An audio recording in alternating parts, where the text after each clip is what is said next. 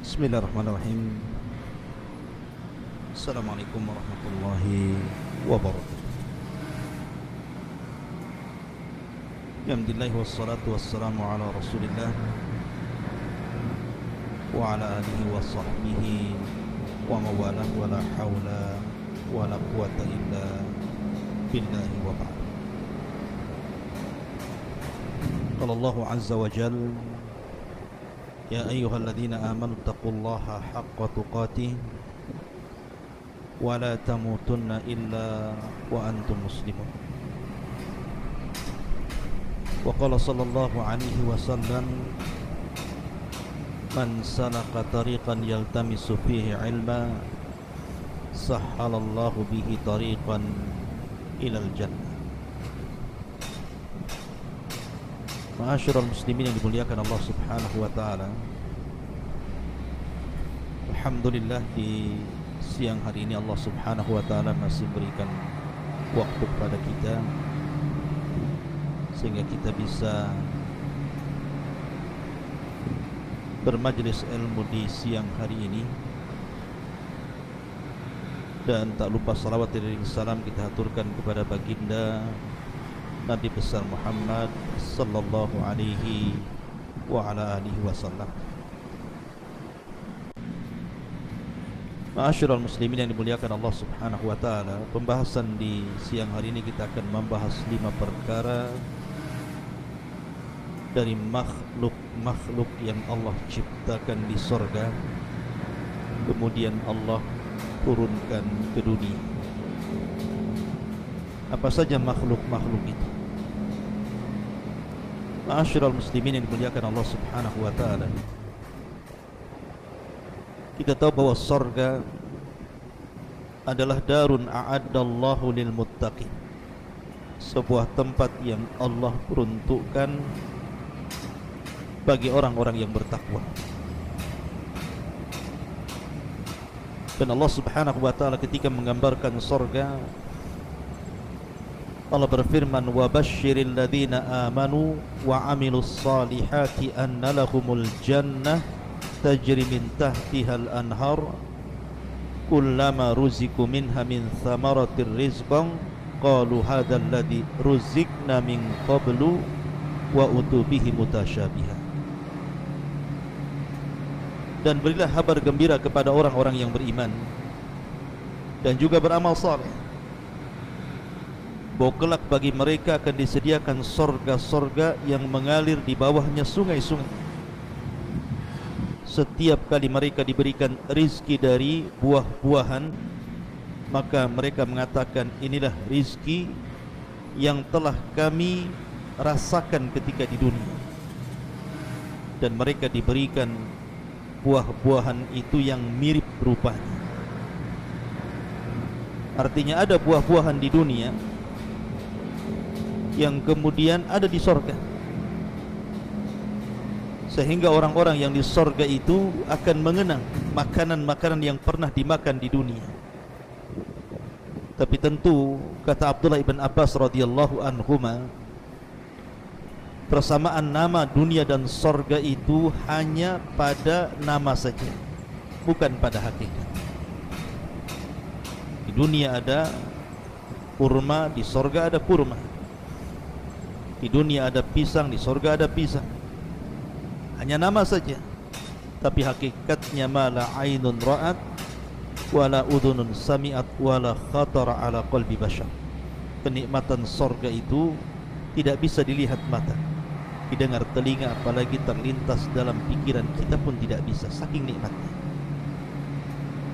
Nah, di sana Nabi SAW menyebutkan ada beberapa makhluk surga yang Allah Subhanahu wa taala turunkan ke bumi dan kita bisa saksikan makhluk itu. Apa saja? Ma'asyiral muslimin yang dimuliakan Allah Subhanahu wa taala, yang pertama disebutkan dalam hadis yang dikeluarkan oleh Imam Al-Bukhari dan juga Imam Muslim dari Anas bin Malik radhiyallahu an, qala Rasulullah sallallahu alaihi wasallam: rufi'at li as-sidratu fa idza arba'atu anharin nahrani zahirani wa nahrani batinan. Fa amma zahiran fan-nil wal furat wa amma al-batinan fa nahrani fil jannah. Kata Nabi sallallahu alaihi wasallam, ketika diperlihatkan kepadaku atau ketika aku diangkat ke Sidratil Muntaha, maka tiba-tiba aku diperlihatkan 4 sungai. Yang 2 sungai yang tampak dan yang 2-nya lagi tidak tampak. Adapun yang tampak adalah sungai Nil, ini yang pertama. Dan yang kedua sungai Furat ataupun Efrat. Adapun 2 sungai yang batin yang tidak tampak adalah 2 sungai yang ada di surga.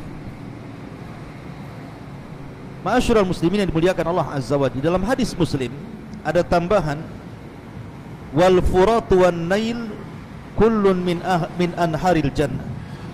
Dan sungai Efrat juga, sungai Nil, sungai Efrat yang ada di Irak dan sungai Nil yang ada di Mesir, semuanya termasuk dari sungai-sungai surga. Disebutkan oleh para ulama bahwa yang dimaksud sungai Nil dan Efrat ini adalah sungai-sungai surga.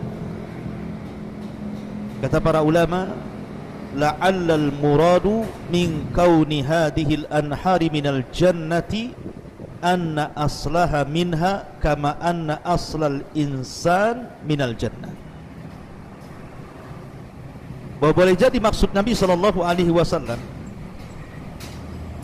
keberadaan sungai-sungai surga yang kemudian ke bumi ini, maksudnya asalnya dari surga. Sama dengan manusia juga asalnya dari surga. Adam alaihi salatu wassalam pernah hidup di surga. Allah subhanahu wa ta'ala berfirman, uskun anta wa zawjukal jannah. Masuklah engkau wahai Adam dan juga bawa pasanganmu Hawa ke dalam surga.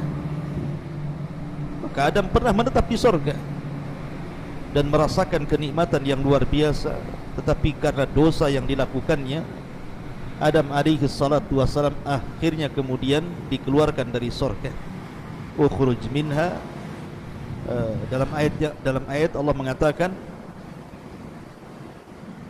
dalam surah Al-Baqarah, Allah subhanahu wa ta'ala berfirman tentang masalah Adam dan Hawa yang dikeluarkan dari surga. Allah mengatakan, ihbitu minha, turunlah kalian semua dari surga.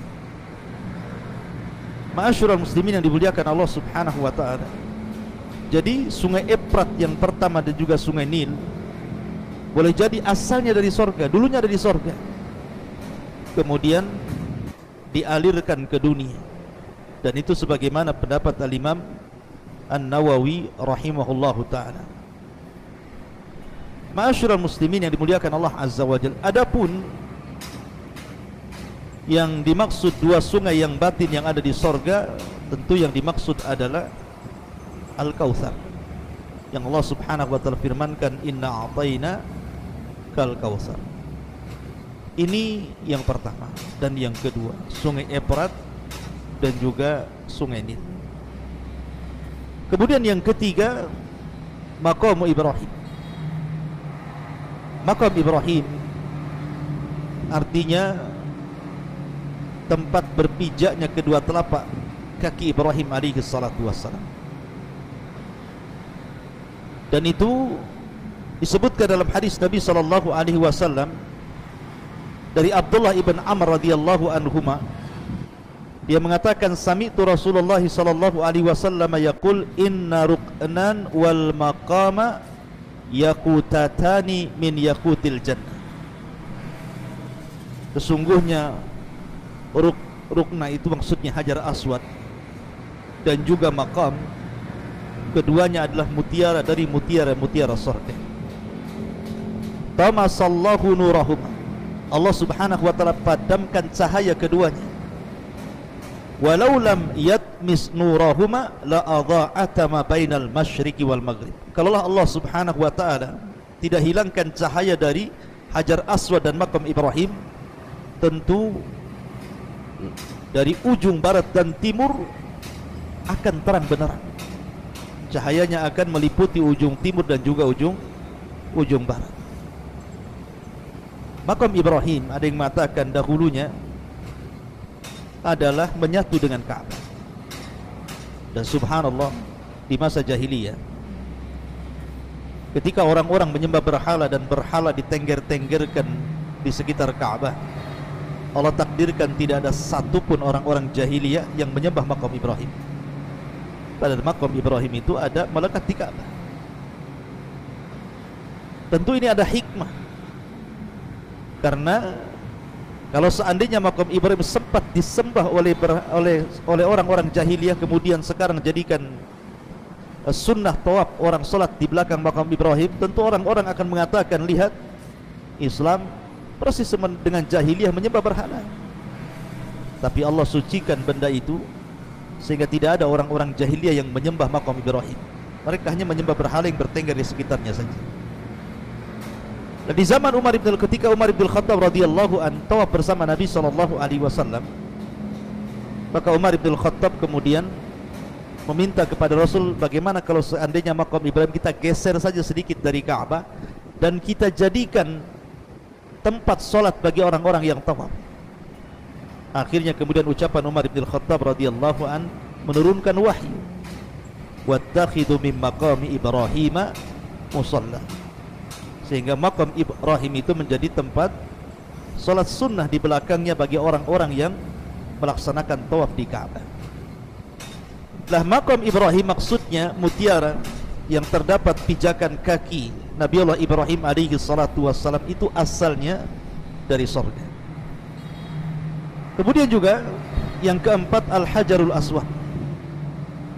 Nabi SAW bersabda dalam hadis Abdullah bin Abbas radhiyallahu anhuma, kata Nabi SAW, nazala al-hajarul aswadu minal jannah wa huwa ashaddu bayadan minal labani fasawadathu khataya bani Adam. Allah Subhanahu wa taala menurunkan hajar aswad dari sorga. Dulunya hajar aswad ini jauh lebih putih warnanya dibandingkan susu, tapi menjadi hitam karena dosa Bani Adam. Abdullah bin Amr radhiyallahu an mengatakan, Al-hajarul aswadu min hijaratil jannah. Sesungguhnya hajar aswad itu adalah batu dari batu-batu surga. Dari sini menunjukkan bahwa hajar aswad itu dari surga asalnya.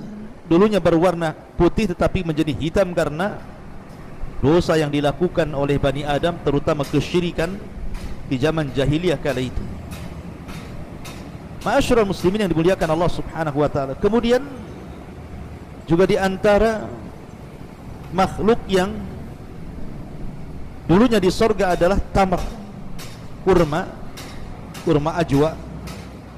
Dan itu disebutkan dalam hadis Nabi sallallahu alaihi wasallam, man tusbihu bisab'i tamaratin lan yusibahu hasadun wala sihrun. Wa fi riwayatin al ajwatu minal jannati wa fiha shifaa'un minas sammi. Wa fiha shifaa'un minas summi. Barang siapa yang di pagi hari seseorang memakan 7 butir daripada kurma ajwa, maka tidak akan tertimpa padanya hasad dan juga sihir. Dan riwayat ajwa itu dari sorga, padanya terdapat obat dari racun. Ini diantara 5 perkara yang disebutkan oleh para ulama tentang makhluk-makhluk sorga yang ada di bumi. Pertama sungai Efrat, yang kedua sungai Nil, yang ketiga makam Ibrahim, yang keempat hajar aswad, dan yang kelima korma ajwa. Ada yang mengatakan bahwa tongkat Nabi Musa juga dari sorga. Kemudian juga Raudhatus Syarifah, tempat di mana seseorang berdoa di situ sangat mustajab, antara raudhah dan juga pintu masuk kamar Nabi sallallahu alaihi wasallam. Sebagaimana Nabi sallallahu alaihi wasallam mengatakan, ma baina baiti wa mimbari raudhatun min riyadil jannah. Antara rumahku dan juga mimbarku terdapat taman dari taman-taman surga. Di sini terdapat perkara yang disebutkan oleh Ikrimah dari Abdullah bin Abbas radhiyallahu anhuma. Salah satu asya nazalat ma'al Adam.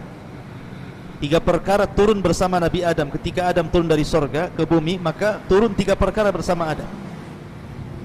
Sudah disebutkan Al-Hajarul Aswad. Yang pertama Hajar Aswad, yang kedua Asa Musa, tongkatnya Nabi Musa yang panjangnya 10 hasta sebagaimana tingginya Nabi Musa. Kemudian Al-Hadid. Ma'asyiral muslimin yang dimuliakan Allah Azza wa Jalla, tapi riwayat ini tidak ada ulama yang kemudian mensahihkannya, wallahu a'lam. Sehingga kita berpegang kepada hadis yang sudah jelas-jelas sahih. Di antara makhluk-makhluk Allah Subhanahu wa taala yang Allah turunkan ke bumi, di antaranya Sungai Efrat dan juga Sungai Nil berdasarkan hadis Bukhari dan Muslim. Kemudian juga makam Ibrahim, kemudian Hajar Aswad, kemudian kurma Al-Ajwa, adapun asa Nabi, tongkat Nabi Musa dan yang lainnya wallahu a'lam masih diperbincangkan riwayatnya oleh para ulama. Subhanallah bihamdika asyhadu an la ilaha illa anta astaghfiruka wa atubu ilaik. Allahu ta'ala. Assalamualaikum warahmatullahi wabarakatuh.